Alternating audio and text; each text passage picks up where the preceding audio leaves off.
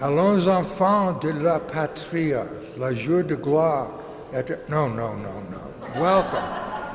Welcome to this Freedom and Authority reunion. These reunions began more than 50 years ago, and they were mostly meant for alumni of the course Freedom and Authority, but then it expanded to include other alumni, parents, and friends. At these occasions, I've presided over these occasions for more than 50 years, so if I fall down, one of my young colleagues will take my place. I pause always on these occasions with a note of reverence for the founders of the Freedom and Authority course. And they were Lou Warner, who was professor of history, dean of the college, president of the college. You remember Glenn Gray, professor of philosophy, who was my teacher and colleague when I arrived here as an ignorant PhD in 1955, and George McHugh, who was a rather nonconformist professor of English.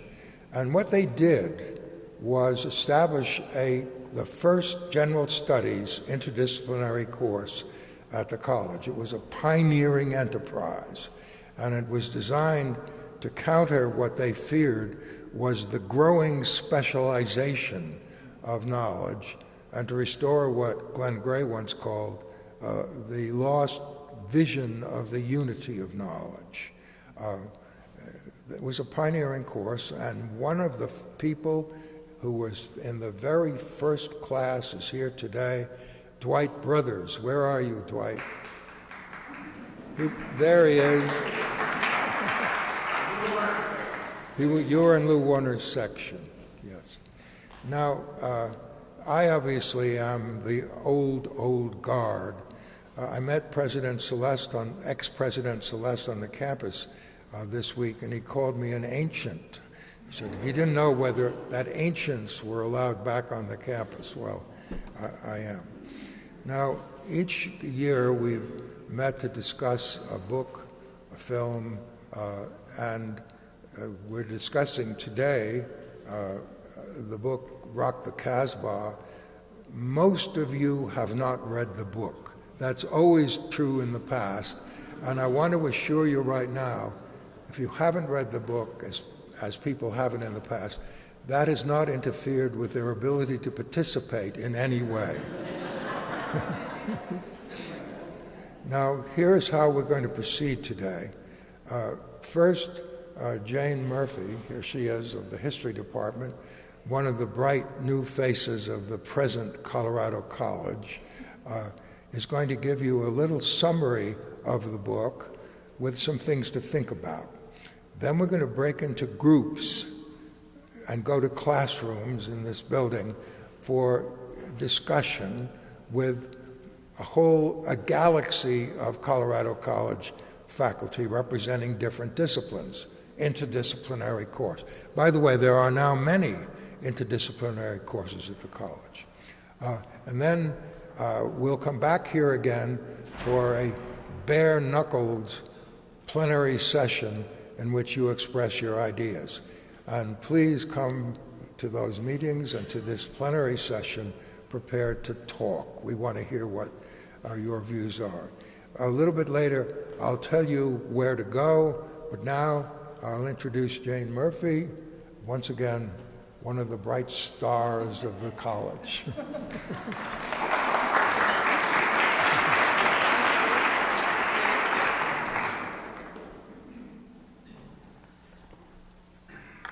Good morning. It's very nice to see all of you. Thank you very much, Bill, for both keeping freedom and authority alive here for as long as it has, and that very nice introduction. I'd also like to thank Stefan Eriksson, who has coordinated freedom and authority and all the help here that's providing breakfast and letting me be able to show you some slides and images.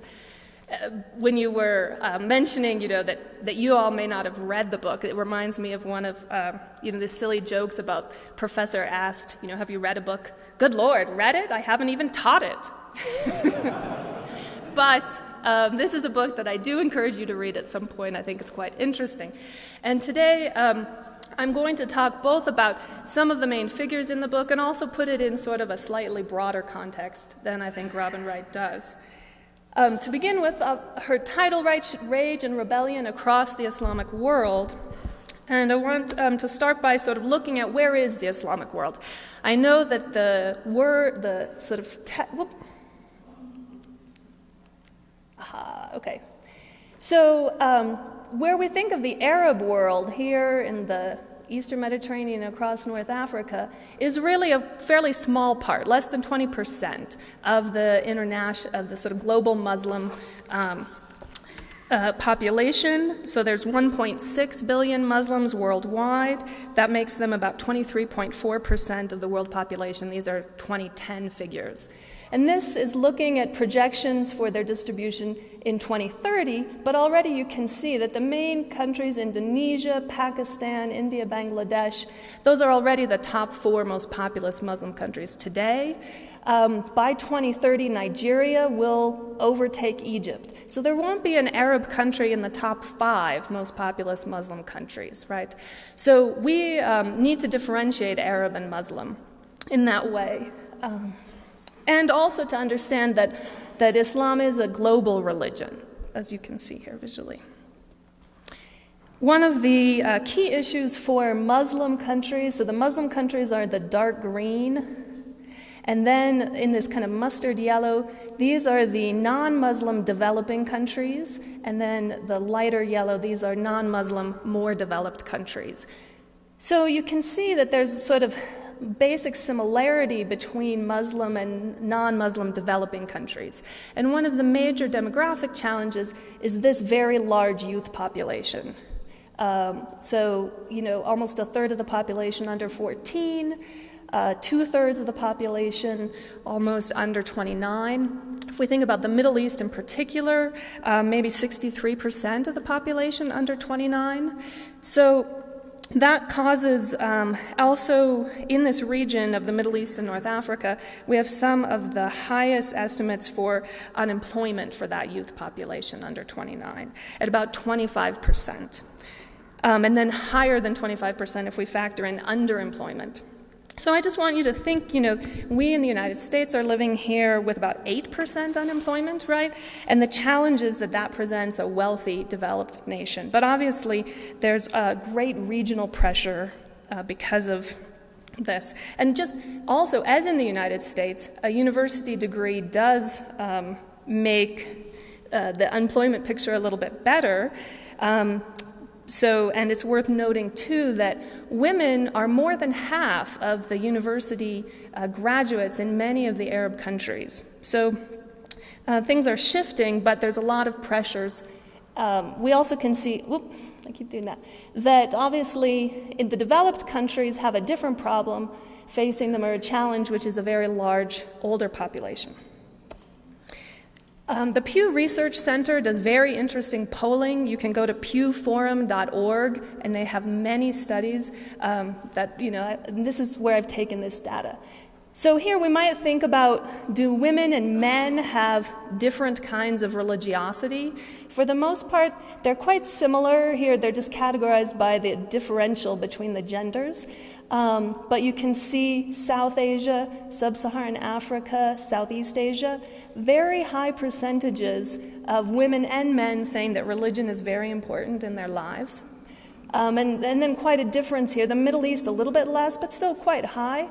And then Central Asia and Southern Eastern Europe, lower. But there's not much difference between men and women. And then again, the same geographic distribution, asked to pray several times a day, read or listen to the Quran. Where we do see a gender differential is in attendance at the mosques. So varying from a huge difference in South Asia, but all the way down to very high attendance for men and women in Southeast Asia and Sub-Saharan Africa. If there's not much of a gender difference, we do find a generational difference, which is going to be important if we think about the generational numbers and how the demographics are distributed. So here, you start to see these are by countries with the highest difference, and Lebanon, Palestinian territories, Tunisia, Iraq have a greater difference in terms of how important religion is their lives. Do they pray several times a day? Do they attend mosque once a week or more? Do they listen to the Quran daily? But overall, quite high religiosity measured in these terms, right?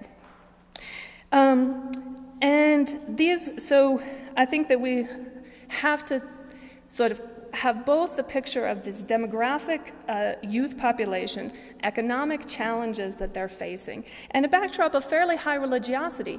But if it's in this not high of a number, then there's going to be a wide range of expression of that religiosity in their daily lives. And Wright's book tries to introduce us to some of the figures. We can see one of the people she discusses, and you may have heard in the news, right? This is the fruit vendor, Mohammed Bouazizi, who set himself on fire in Tunisia. And in some ways, I mean, I think it's too much to say he caused a revolution, but it was one of the number of factors that sort of crystallized widespread dissatisfaction, along with the lack of employment opportunities, economic opportunities, that's what he's talking about, and increasing state and police brutality that was documented. Phones, videos, and these things had been released throughout the Arab Middle East and North Africa. So the protests spread from Tunisia, Egypt, and Libya, where 3 long-standing dictators were forced out. And then the protests were widespread but did not lead to an overthrow of government in Bahrain, Yemen, and of course Syria, ongoing today, and I'll talk a little bit more about that in a bit.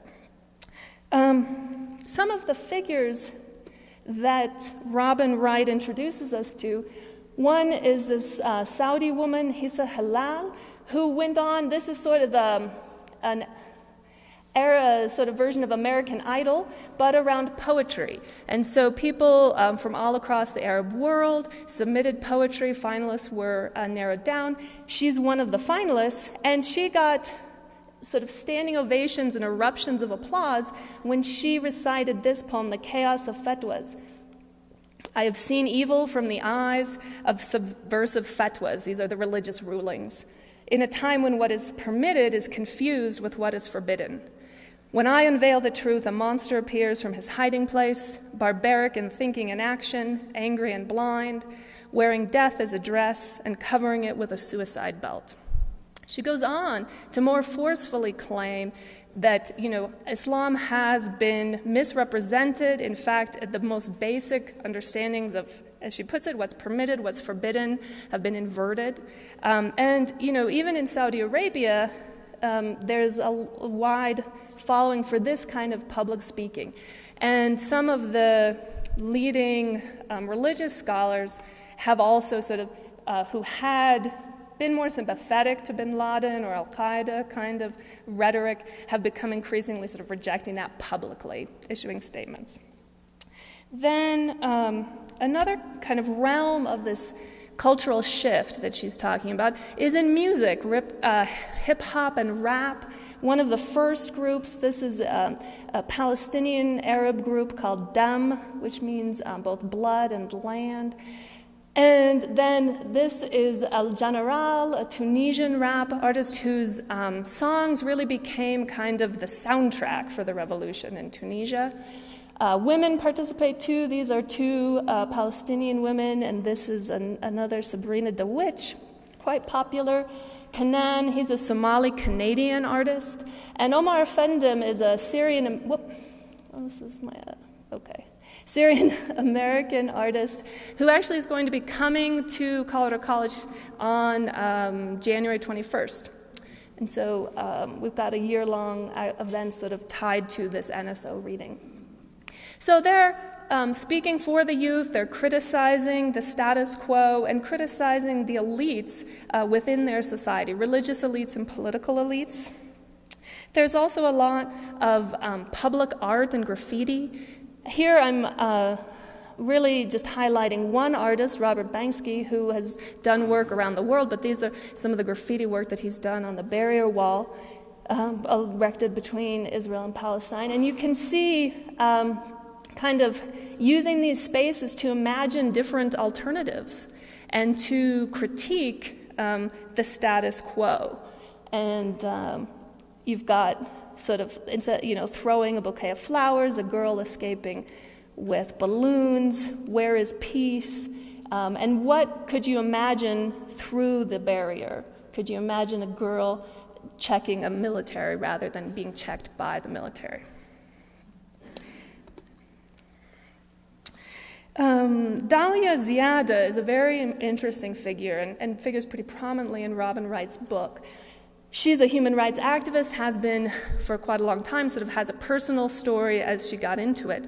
She's now 30, and she's executive director of a Cairo-based Ibn Khaldun Center for Development Studies. But she was, prior to that, the founding director in Cairo of this American Islamic Congress. She was the founding director of their Middle East North Africa Bureau. She, after the revolution in 2011, founded a political party. She ran for office. She did not win, but she's committed to, when she's 40 and meets the age requirements, running for presidency. So, and again, I think for her mind it's less important whether she wins, but that she represents something for this younger society of women. And here's, one of the things I want to talk a little bit about is the way that Robin Wright presents some of these characters. I think she brings them very much to life. We come to care about them, and that's very helpful. But we also see them sort of as lone heroes, I think, in a way.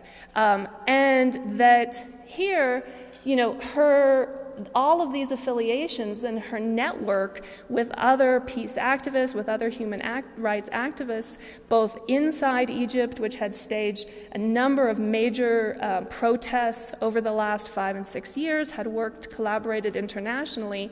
I think that means things are going to sustain in a certain way. And then we can talk about other areas where sort of those networks have not been developed. So I think we have to think a little bit more broadly about that. She speaks quite a lot about the role of social media in allowing a woman and a young woman to have a voice. And here's some information from, so it should be telling you that about 47% have had, so about half of the people responded, and this is a surveys done annually by Shibli Telhami out of the University of Maryland. He surveys several thousand Arabs every year, and this year's survey is taking place right now. But this is from October of 2011. Among those with access to the internet, half of them had had it for more than 5 years, and then another third had gotten it in the last year. So there sort of had been some early, wealthier, more urban adopters, and then expanding across the Arab world. Aha, okay. Great. Okay, there we go. Now I've learned the secret. Okay. When asked what's their primary source for international news, satellite television, which in the last 20 years there's been now 500 satellite television channels in the Middle East and North Africa. And these, some of them are very informative, some of them are not at all informative, but there's a range of voices out there, and they're outside of state control because satellite receivers will just get them, and they're very hard to block. But the internet is increasingly a source for news, and I think as the political events unfolded, newspapers and magazines are actually, that's interesting. We don't see that here. And then in terms of particular networks, I'm sure you've heard of Al Jazeera. It remains very popular. That's a Qatari network. Al Arabiya is a Saudi network, but not directly from the state, either of these. NBC is from the United Arab Emirates, and LBC is a Lebanese channel. Okay. Excuse me. So apart from sort of thinking about Social media and the Arab Spring, Facebook and Twitter were called out by protesters and activists. They were used to coordinate demonstrations and also, as I said, to sort of document things that have been happening. And a lot of the discussions around police brutality were captured on phones and then spread that way. But that I think there's some question right now how deeply the social media that may sort of draw in a small percentage of the population very deeply, but will it, how does it penetrate into the society more broadly is something that, again, I think pushes us back to some of the other networks that are not related to social media. So I want us soon to be able to start talking in small groups. And so I'm going to jump through some images here. And I'd be happy to come back and talk to them, to you later about them. And, well, actually, I'm going to cut some of the other figures, and I'm going to show you a couple more pictures. I think the other question is really, what is the role of women's rights? And there's a lot of interest in the U.S., I think, and in Europe about veiling, particularly because we have maybe these images in mind, the burqa that's worn in Afghanistan, the chador that's worn in Iran, or the niqab, this face veil that's worn in the Gulf states. But really much more prominent in Arab countries apart from the Gulf states would be clothing like this or like this. And I think that these tell us visually what's happening in a number of realms, which is that, veiling that may in some ways be presented as traditional is taking place in ways that are not traditional at all. There's nothing, there's no historical antecedent to a woman in a doctor's lab coat wearing this kind of veil, right? So there's something new that's happening, and people are interpreting what tradition means for them today in new ways. So with that, thank you very much for your attention, and I look forward to having a smaller discussion with some of you.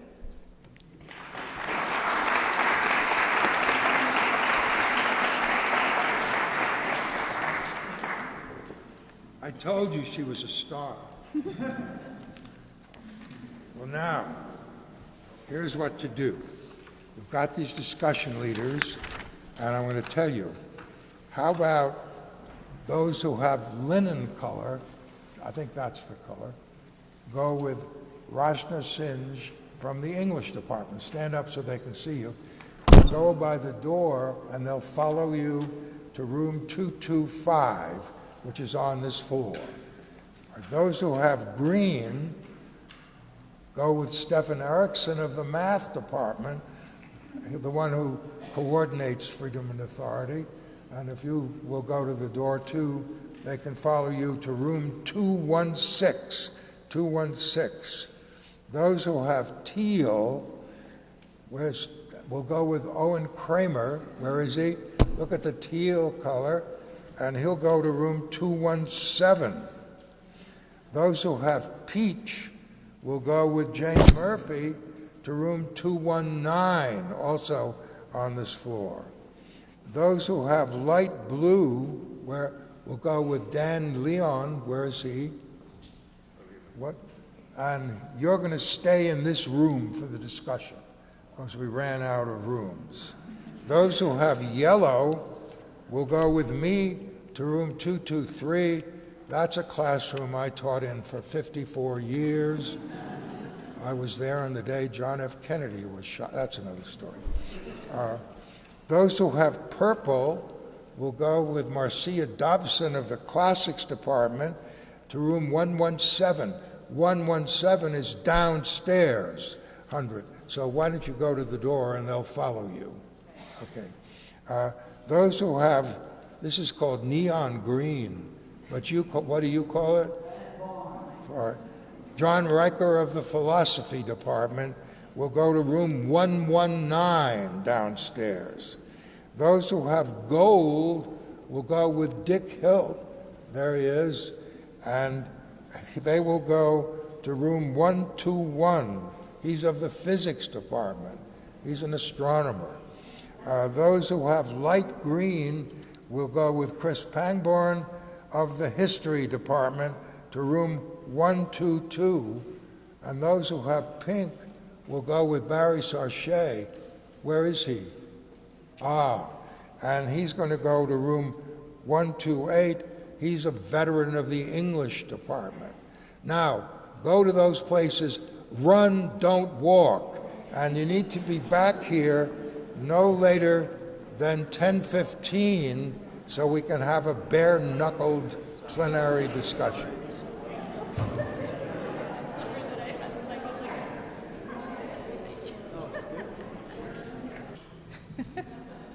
We're going to do this together if we can, and Jane will start us off. She's the expert. Okay. What do you think we should talk about? Well, I thought, in our group, one of the issues that really came up was thinking about religious diversity in the United States as well as in the Middle East and then the much broader Muslim world. And so I wonder, do you think that our own religiosity plays a role in how we understand Islam and also the sort of the political stance that the United States government takes? Anybody got some? And we've right. We'll get some microphones around. Great. Here you go.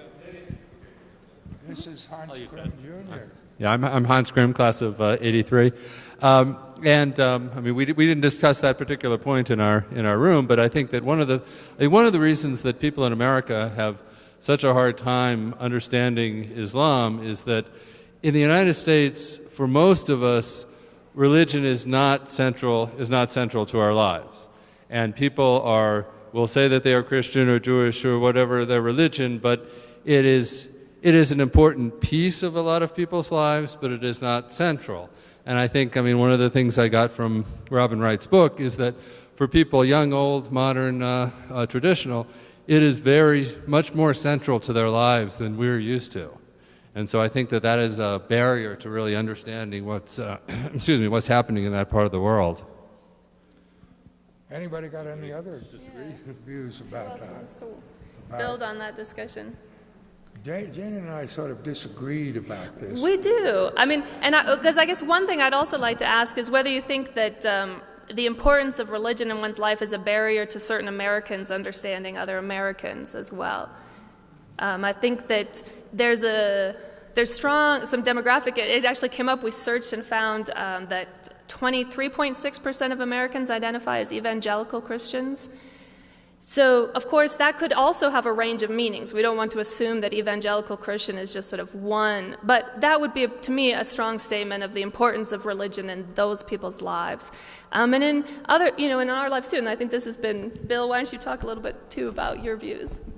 Well, my view is that religiosity is an impediment to modernity and to toleration, to secular education, to diversity. I told my group about an article by Thomas Friedman in the New York Times just 2 or 3 days ago, and he was talking about what we justifiably might expect from the Islamic world. And number one was religious diversity, that is, acceptance of diversity, or toleration. And there were others as well. One was education, another was the status of women, another was the rule of law. And then I think it was Stan or somebody else, and Stan Moskal, who, by the way, was violent and fierce on the ice and gentle in all other ways. Does that represent a kind of American imperialism? Are we just looking out and saying, we want you to be like us? And that's not fair. And Jane has a different view. Yeah, and I guess that my view would not be whether necessarily it's fair or not fair. I think that people in these societies want rule of law. They don't want the constant warfare that they've had in the last 30 years. Has been more disruptive. I think to be the site of the war than to be the nation that's sending wars in, and we see how disruptive that's been for us here. But I guess that my position is that rather than religiosity being an impediment to modernity or to tolerance or to these ideals, is, as historical perspective, maybe human nature has been an impediment to this, human society has been an impediment to these things. So if religion is not going anywhere, which I think it is not, then it really, I think it's more helpful to understand what is it going to look like. That's individual people making choices about what it's going to look like. And if we demonize religious individuals, I think, then I think that's inaccurate, but it's also counterproductive would be my position. Any views? This is Janet Casbah. Would you like a mic? Take the microphone. Janet. Oh, sorry. I think it's a mistake to say that religiosity is a monolith and it's one thing. I think the quickest example I can say is let's look at maybe a Tibetan Buddhist and look at the toleration of others within a very, very religious life. Now, Jane, one point that was made in my group was that we concentrate when we talk about Islam too much about the Arab world. And does the kind of intolerance we're worried about exist all over the Islamic world? Well, I think maybe we'll come to this. I'd love to hear some of the other questions, because I think that the point about the diversity of religiosity could be equally made about the diversity of the Arab world, but rather, so if we keep in mind that humans have to instantiate, and in the choices that they make as individuals, create what it is to be Arab, what it is to be Muslim, what it is to be Jordanian, what it is to be Saudi, right? These are a series of choices, and so we have to understand, I think, it that way, but I really would like to hear from you all. This is Chrissy Moon, class of 1962. 65, don't make it worse than it is. Well, I'm thinking regarding the religiosity that as diverse as it is, maybe we should be looking at the ways that other societies as well as these use religion. Someone in our group commented that, if a society uses religion to negate science, then it's an Arab country. But I think if we look around, we might disagree with that. And so look at how people are using religion, some sincerely and some possibly not so sincerely, but as a means to get their own ends. Well, one of your writers says this: when religion has control over science, you can be sure you are in an Arab country. It's in the book. I didn't write that book. But of course, I mean, I think the bar is not that no one believes that, right? I mean, the bar isn't that there's not a Muslim who holds beliefs that we might find personally abominable. I mean, that's not the bar. So I think that these things are being worked out. And the point that I think is most forcefully made is these debates are being taken, these are Muslim debates about what the future of the religion is. Maybe non-Muslims play a role, but fundamentally, if we don't understand that these debates are vibrantly taking place today, we've missed something huge. Any other views? Yeah. I would...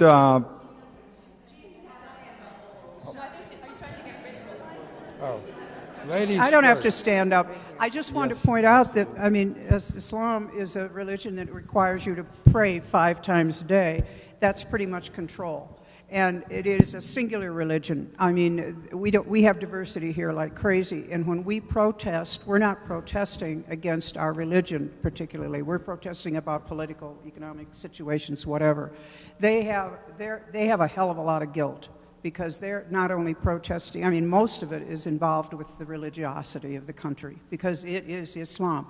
Your chart showed an interesting thing. You showed the percentage of people who are Islamic and everything, but you read down and you see how many of them go to the mosque once a week or how many pray 5 times a day. Numbers drop. Mm-hmm. So that's like, I mean, there's a big dichotomy there in that whole society. And so I think that the control of Islam, the control over the political and economic situation in any country is something they're going to have to break. And the things that she brings up in this book are not even possible until we have people that deal with that. And I think that that's why there's such discussion in these countries, yeah.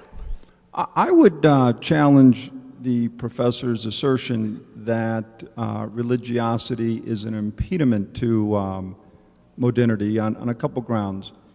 First, there's no evidence that in the absence of it that you get anything much better. So when you look at places like China or Russia, places that made particular points of being irreligious, you didn't get a better outcome. Second, in the past couple hundred years, religious motivation has been a source of great advancement. Our own Constitution, the source of "we are all created equal" came out of a religious text. If you look just in the past 50 years, whether you look at Gandhi or you look at Martin Luther King, these were religious motivations. So I think it's a little too simple to presume that religious thought leads to backwardness and that the absence of it leads to progressivism.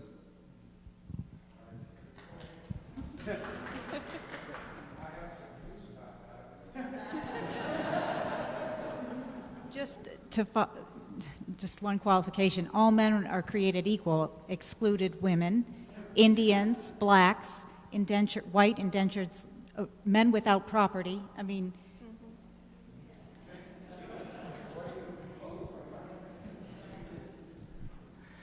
right, and I think that would be a perfect example of the kinds of debates that are taking place among religious Muslims, is to say there are ideals and then there are societies that implement in some way those ideals, and that there are forces that may take place over time that what that statement meant came to mean something different, and that's a human historical process that people are engaging in.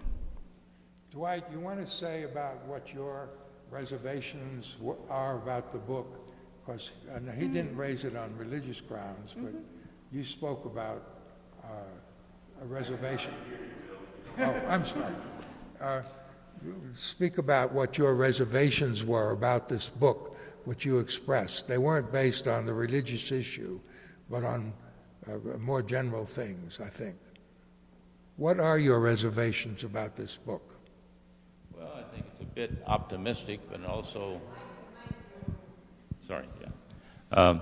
I think it's a bit optimistic about the modernization that's going on in the Islamic world, and I think it overlooks certain factors that are key, such as was pointed out in our group about the sectarianism that divides Islam and causes a lot of trouble for everybody.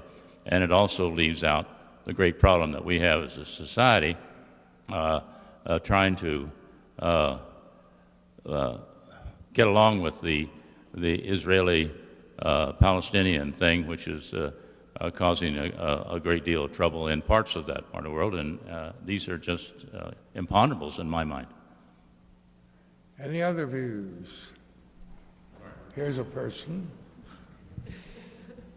Well, in a way, I think kind of the horses out of the barn, they are beginning to become more enlightened through the ability to have exposure. I liked some of the things she did in the book.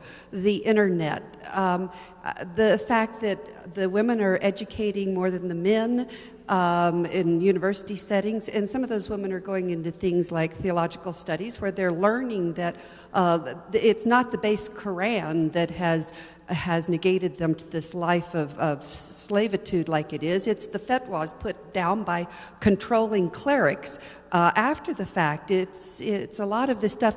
I don't know that we should be in an active state of assisting. I think we should be in a passive state of assisting. What does that mean? I mean support for infrastructure for young people, for women, for things of that nature, not try to indoctrinate them. There is a definite intolerance to religiosity in this area. Not try to change that, but try to educate some through what the actual Quran is, and I like the idea of the music, which I've always thought was important. You know, Alice Cooper is just opening a big youth center in Phoenix that will incorporate music and give them all the drum sets and everything for kids to come and learn and be a part of things, because Phoenix got a lot of gangs from the California expansion. So, I mean, there's so many things that can be done that don't mean that we send our military people in there to try to whip snap all of these people. It means keep them being educated through the internet and through all of these things that they're already starting to get access to. Thank you. There's another person. Is Tony Larson in the room? Mm-hmm. It seems like this is your cue to talk about what you know is getting done. An assist. Now, my view is limited, but in early September I did go to Morocco to do a training for women particularly, and the purpose of it is to develop the infrastructure for democracy, fostering democracy, and it's a U.S. State Department grant that's given to the League of Women Voters to work with these countries. We're working with Tunisia, Morocco, Lebanon, whatever. All the countries are involved in this process, and so there will be a big conference in Tunisia in December if everything goes well. But the point is that we are doing some things, I think, on a very positive, underneath kind of way that none of us know about. I mean, I didn't know about it until I was asked to do this, 2 weeks before I went. So, and the women, there was mostly women. There were some women with scarves, but most of them did not wear scarves. And the women that I ran into were really particularly concerned about the backpedaling and women having to put on the burqa and the scarves again. So that was their point of view. They were mostly from Morocco, so it's a limited point of view, but that's what I observed.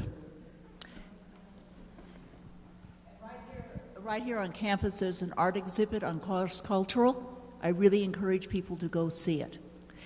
Thank you very much. I wanted to make that plug. This has been a major exhibit with contemporary artists from the Islamic world. We have a number of Iranian, Iraqi, also from the Islamic Eastern European.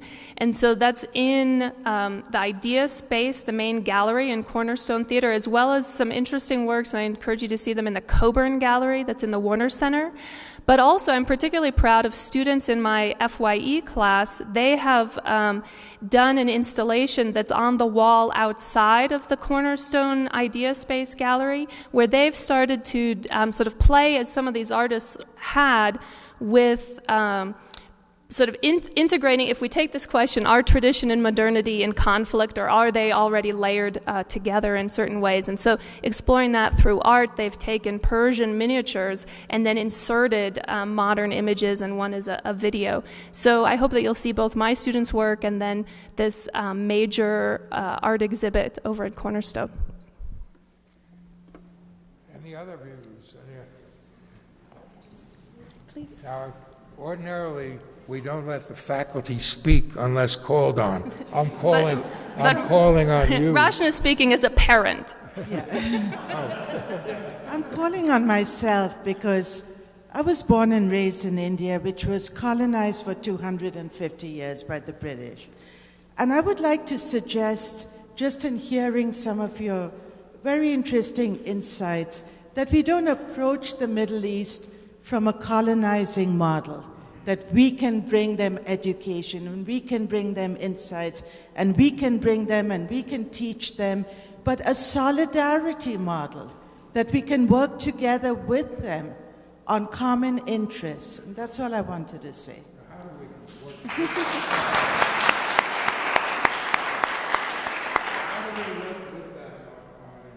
Oh, I'm not supposed to be speaking. One of the things, too, there's a documentary. If you're interested in Afghanistan and you're interested in these issues, there's a documentary I strongly recommend. It's called A View from a Grain of Sand, made by director Meena Nanji. And it is well worth watching, both to understand the rapid change from the 1970s, 80s, 90s today in Afghanistan, and that not only has the U.S. and the Soviet Union not played a positive role, they have not played a neutral role in these issues. So I think that, where things are now is a result of historical interactions, not just Islam unfolding in some way. Sir. Not exactly on the topic, but we talked a little bit about, in our group, about the what could we do, and what is the role that we play. And you struck on one of the things that I think everyone in the group, our group, would have agreed on. But certainly I spoke out and said I didn't think that we had a role that included sending arms and armies and so on and so forth into these troubled areas.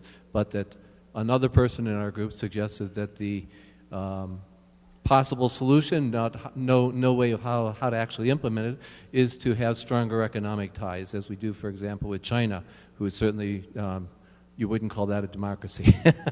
I wouldn't. And how to make that happen, I don't know, but that might be a way. Unrest is somewhat caused by 25% unemployment and even more underemployed. So when you think of that in those terms, maybe that's a possible answer.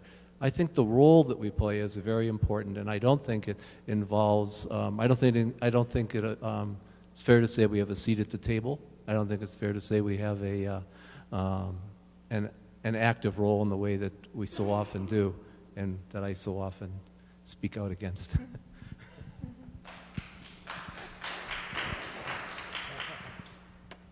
Any of you clappers want to speak?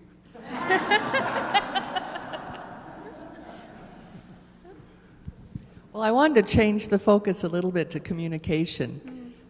In the book, it's clear that we're getting a lot of snapshot from Robin, and then we, I don't know how much context we get, but we're discussing. I mean, we discussed how little we know, and that they know about Christianity. Islam, people of the Islam faith know about Christianity and Judaism, but we of those backgrounds don't know about Islam, and then we get what information we get from these little snapshots that from the book are even being challenged by their general population as being valid. So it's just a problem. How do we get better information where we live and from our own context and try to learn from what's across the world? Well, Jane, you want to speak to that, because is the book just a series of snapshots of people that she chose to make a point? Is it really generalized? Can we generalize from those snapshots? Well, I would say that it is a series of snapshots, but I wouldn't say it's just a series of snapshots. And so to sort of differentiate a little bit between one being more pejorative and sort of saying it's not important is that I think that she's a journalist by trade.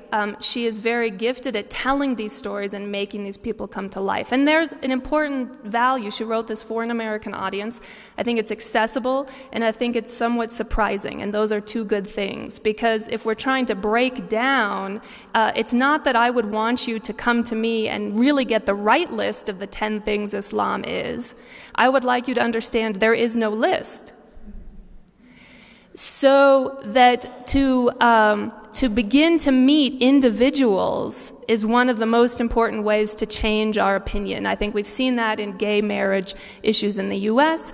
There are currently, 4 million Muslims living in the United States. You probably know some. So there's ways that we can learn about Islam on the very personal level. There's ways that we can also keep ourselves from doing an Orientalist kind of abstraction. So we shouldn't say that any one case is then the generalizable rule.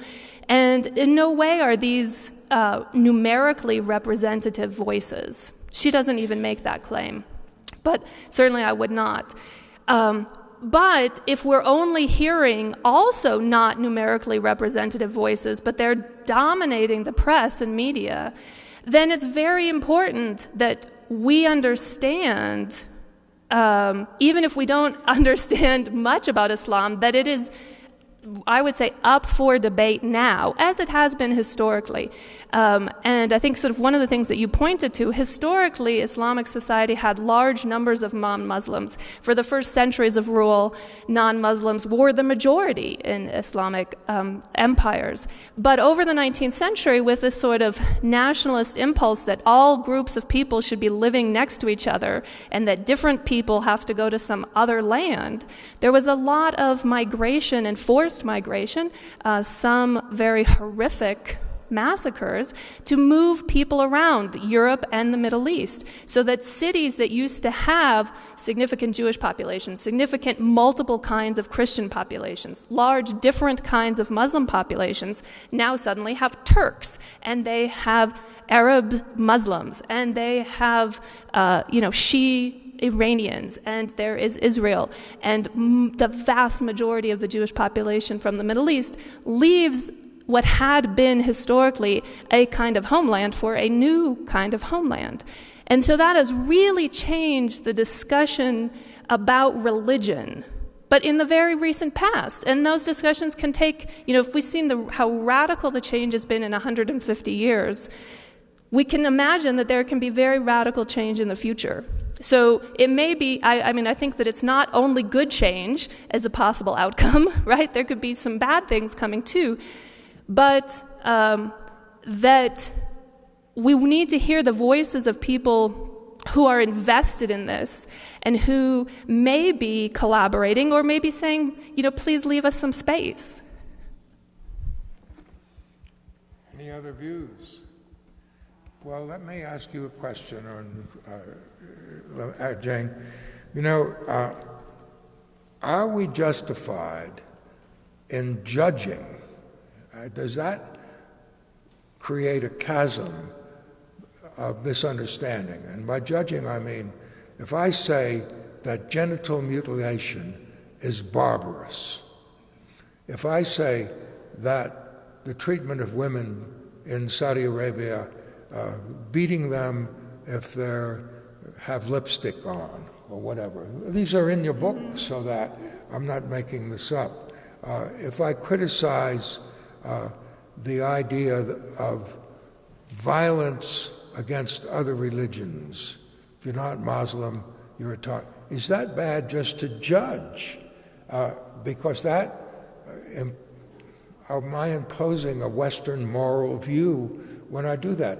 Should I, as a U.S. secularist, be willing to accept the mutilation, the genital mutilation of young women without commenting about it?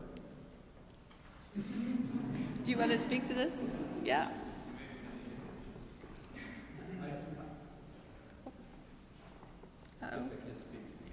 You've been silenced.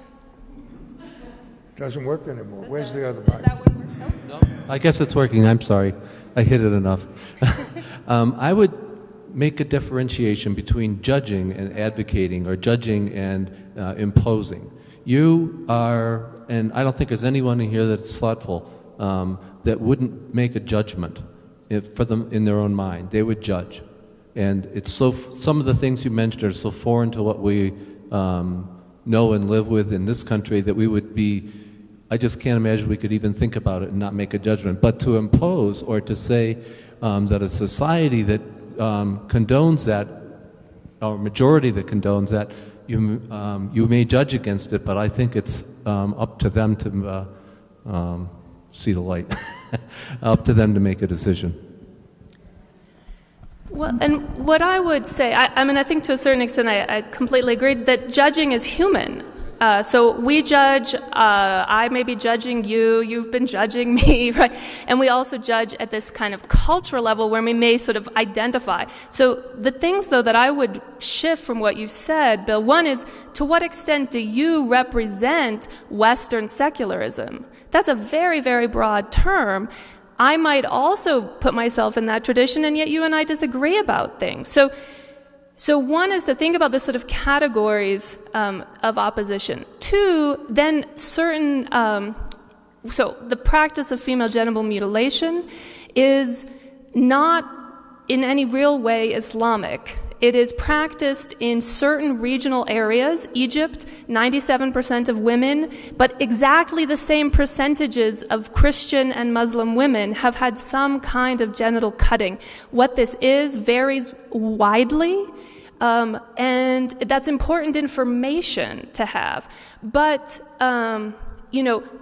many women's activists, Dalia Ziada, has been a very vocal force around this issue. So I think that it's wrong to think that that women need defending by us. And I also would ask you, female genital mutilation is not widespread in the U.S. That's wrong for us to think that women need defending? Yes. Also, I would say, we do not have widespread female genital mutilation in the United States. I would not, though, say we do not have widespread violence against women in the United States. So there's cultural specificity, and then there's the kind of, ideals, and we're sort of conflating these when it's another society because it makes sense and it sort of affirms our sense, well, I'm civilized, But I think that part of a frustration with the power that the U.S. has in the world is that it's not deployed more self-consciously, and with some kind of recognition that we do not live in a society free of violence, we do not live in a society free of prisons, we do not live in a society free of prison violence, right? And so some of the moralizing, I think, is seen as just, sort of self-serving or so naive as to be unhelpful. I'm sorry, I think we're about out of time. We have to adjourn for the next we'll event. be in big trouble if we don't stop. Right. However, I've said the faculty can't speak. Barry, I never knew you to be quiet for so long. Do you have something to say on this?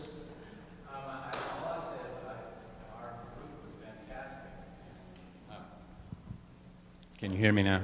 Yeah. Our group was fantastic, and I'd ask some of them to come forward if they would like to with a final comment or two. Please?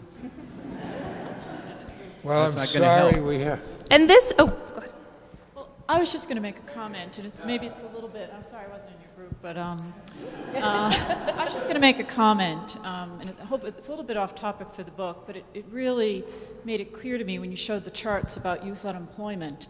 And I think the real issue, all society... I remember seeing a survey a couple of years ago about Muslim women, and, they did not feel oppressed. They did not feel their religion impressed them. They were concerned, like many of us are around the world, about jobs and economic security for their family. Mm-hmm. That's why I want to say thank you to Colorado College for educating our children, because I think that's the key issue for the future, for education for everybody through all these groups, who are either Muslim, Christian. In China, it's a big issue. How do you supply jobs for all the young people coming up? And that's where I think the issue is going to be for the future. I'll respond for Barry and our group, although I don't have really a license to. We began curious, confused, and concerned. We left our meeting concerned, curious, and confused.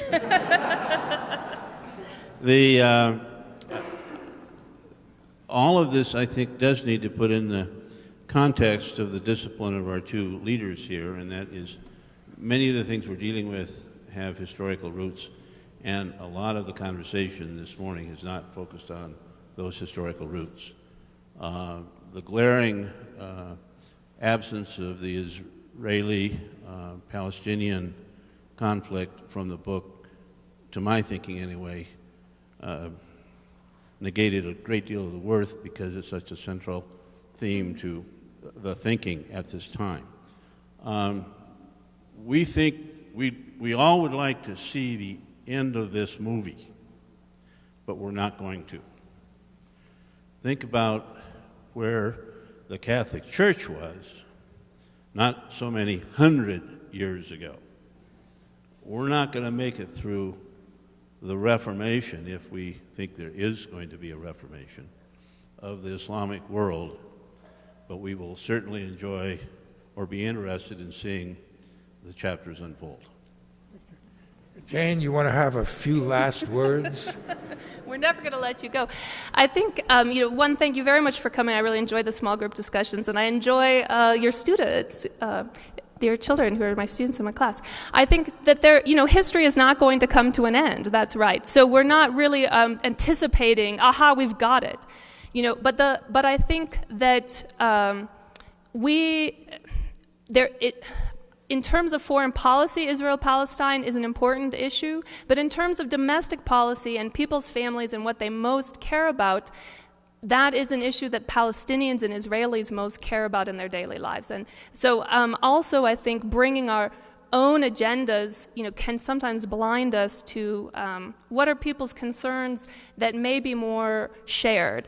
And that these are, I think, interesting times. There's a lot of peace initiatives that have been very long-standing, and I guess my final complaint about the book would be, I think that she talks about these individuals outside of these larger networks, as I started to say. So I think that where we see those networks had been deeply in place, as they are in Israel-Palestine, as they had been in Egypt, then there is, I think, we're much closer to real change. And where, I think, there's some interesting human rights activists have said when the civil war in Syria started, they asked for international funding to sort of provide more training and outreach around nonviolence. None of the normal, sort of regular wealthy parties stepped forward, and now that it has escalated this level of violence, they're happy to throw money at it, but we sort of have to, I think, put our money and our resources where our values lead us, or then, step back and really not think that we can determine the outcome. Well, you were great, and now, as General MacArthur said, standing on the deck of the battleship Missouri in Tokyo Bay in 1945, I declare these proceedings closed.